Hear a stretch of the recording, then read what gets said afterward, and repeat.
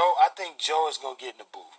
You know what I'm saying? Now there's some things that happen, you know, and we ain't gotta talk about old shit, but there's some things that happen that he says some things. He gotta understand. This is what I always tell him.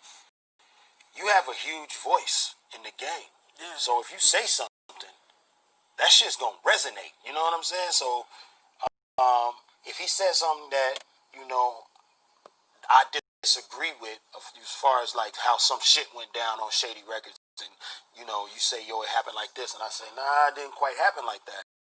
You know what I mean?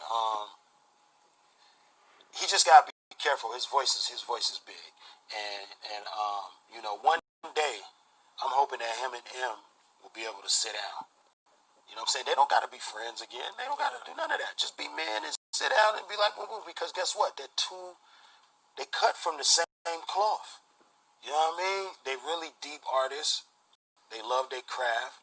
If you listen to an M stan and a Joe fan, it's a lot of similarities, and they're good dudes trying to do the right thing. And I just feel like, you know, all that was just for no reason. I really wish that they would sit down, and it might happen. But anyway, I think Joe will get back in the booth, dog. I believe it. I believe he will. You don't just turn that shit off. Yeah.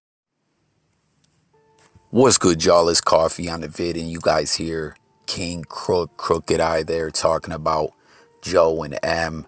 Will they reconcile their differences? And I mean, we know it came to the point where M got at Joey with some bars on Kamikaze, you know what I mean? And everyone wanted Joe to come out of retirement and respond to M. But of course, it never happened. You feel me? And I don't know, you guys comment. You hear Crooked Eye says he feels at some point Joe Budden will come out of retirement. But with the podcast growing the way it has, I don't know. You know, Joe seems content where he's at, just chilling, doing the podcast, doing the media thing. But let me say this. The ultimate move for Joe Budden, I mean, it's up to Joey. It's his platform. We don't know exactly where him and M are at personally, as I know they've kind of, like I said, there's not really a beef there. And we've heard Joe talk about that whole situation on the podcast numerous times. And we know there ain't exactly a beef now. Like, that's deaded, but they ain't exactly cool, right? But the ultimate move for Joey would be if they do squash it, right? They do iron out their differences and like officially put it out there to the people, to the hip hop world, would be to sit down and do that on Joe's podcast, you know, because we know nowadays M don't really do interviews like that, you know what I mean? So if he did it on that, like they squash the beef and they do it on the podcast, that's a major move for Joey. But yeah, speaking of that, we know M, like when the MGK beef was going on, M only did one interview, and that was in-house, right? He did it with Sway. As we know, Sway works for Shade 4 or 5 and all that. Since then, we saw him do the Mike Tyson podcast, and he also did an interview on Crook's Corner not that long ago. And that brings me to the next point I want to talk about, and I need y'all to get in the comments on this one, right? Since, like you heard Crooked Eye talking about their differences in opinion on how things went down with Slaughterhouse. And listen, I always say on this channel, it's criminal to me that Slaughterhouse, like when Slaughterhouse came to Shady Records, all the fans of hip hop that are really into that, the lyrics, the bars, like the bars matter type fans, you know, that was huge. We're like, oh man, you know, because Slaughterhouse was already huge to the fans, and then they came over to Shady Records. People were like, game over, you know what I mean? And it didn't really work out like that. We know they dropped the album, they drop a mixtape, but then there's Glass House that's just sitting out there completed somewhere, but just seems it'll never come out. It's never been leaked. I'm always hoping it'll get leaked, you know, but it just don't sit right with me the way Slaughterhouse went out. And, you know, like it just ain't right for hip hop, and it's just such a damn shame. And I've talked on this channel numerous times when we're talking about the West Side Gun, the Griselda, the Conway situation with Shady Records, and we know West Side Gun is now off the label, and you know where he announced that officially on Joe Budden's podcast, right?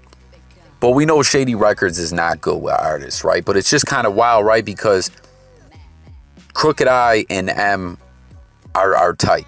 You know what I mean? They when Eminem was beefing with Nick Cannon, and Nick Cannon was like, yo, Slaughterhouse, don't even mess with him, when fans were saying you don't want Slaughterhouse to get in the mix. And he said, man, they don't even rock with M. M don't got no friends. Crooked I spoke up and was like, yo, not only are we cool, you know, he played some music of a project that he has. I forget what the name of the group is, but he was like, yo, that's produced by M. M's been in the lab with me and my artists working. And of course, like I just said, he did the interview with Crook on Crook's platform on Crook's Corner, whatever it's called. You feel me? But it's just like they have a difference in opinion on what exactly happened between Shady Records and Slaughterhouse, where it all went bad. And it kind of seems like Joe holds M a little more personally responsible, and Crooked I doesn't. You know what I mean? And in all these different videos that I've made about Shady Records, terrible history with artists, it always kind of comes up that, you know, Shady Records isn't Eminem alone, you know, and Paul Rosenberg, to a lot of people, holds the blame. I mean, we seen him take that Def Jam job. Now he's that didn't work out. Like, I don't know. A lot of people feel it's more Paul Rosenberg. But whatever the case may be with that, right? Like, we're talking about M and Crooked I are on good terms. Crooked I are on good terms. And we know Joe is still officially retired, but it was just kind of wild on Music to be Murdered by, or Murdered to, on M's last album, right? There was a track on there with Slaughterhouse, no Joe Budden. Now, some could read into that and say, well, yo, look, this is just kind of wild. Like, even though Joey is retired, it just is still kind of crazy if, you know, Royce, we know Royce and M are still good, Crook and M are still good, and even Joel Ortiz got on the track. So it's just kind of like, what's going on here when the rest of Slaughterhouse will collaborate with Eminem, even though Joe ain't rapping, he's retired, right? If there just still was some bad feelings out there, the whole Slaughterhouse wouldn't be on a track with M.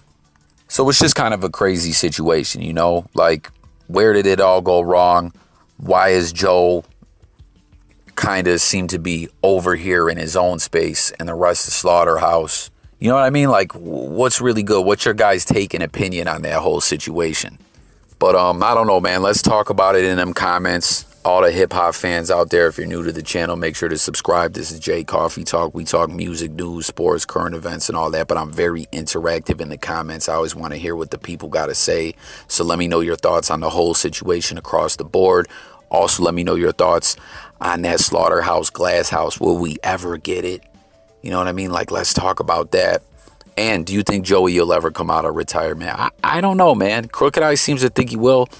I kind of think Joe is just content, but who knows? You know, there's 5 years down the road, 2 years down the road. Who knows what'll happen? You feel me? But let's talk about it in them comments. Thanks for watching, y'all. I'm gone.